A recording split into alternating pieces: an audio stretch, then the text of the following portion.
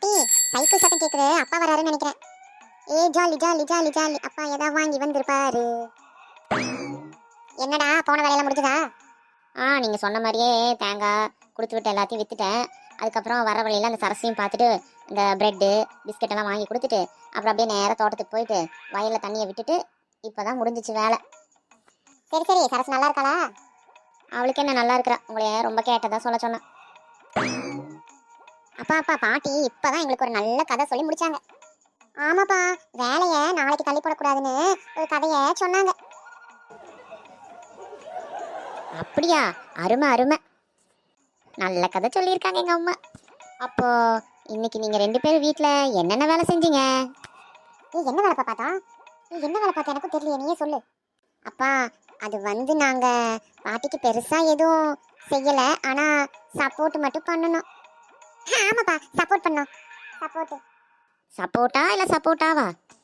Support தான்ப்பா, support தான். ஆமா சரவணா, அவங்க ரொம்ப சப்போர்ட் பண்ணாங்க.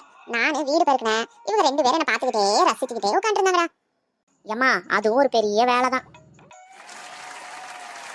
பாத்தீங்களா பாத்தீங்களா பாட்டி எப்படி சொல்றாங்கன்னு. டேய், கிண்டலுக்கு சொன்னேன்டா. சரி, அப்போ பாத்திரம் யார் கழுவுனது? அது வந்து பாட்டி. ஆமா, பாட்டி தான்.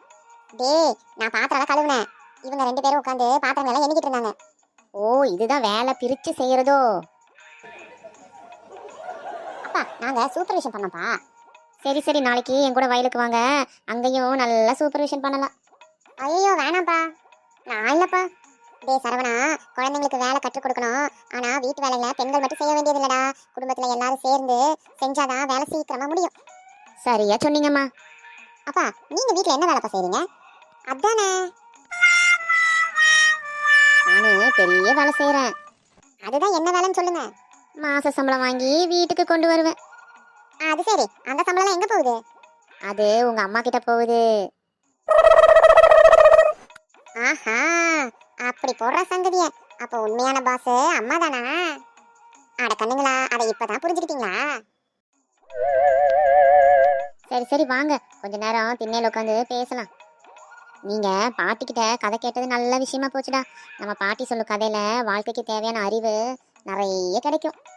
அது இந்த காலத்துல சாட் ஜிபிடி கண்டதுலயும் வராது.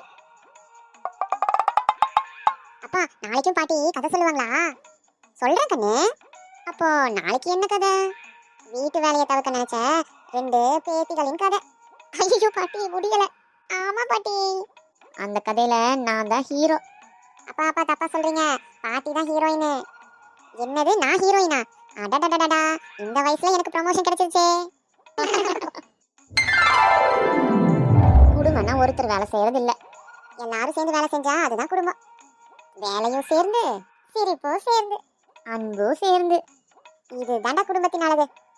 சரி, இப்ப பாத்திரம் யாரு கழுவுறது? வேற யாரு? நீங்க 2 பேரு தான். பாட்டி.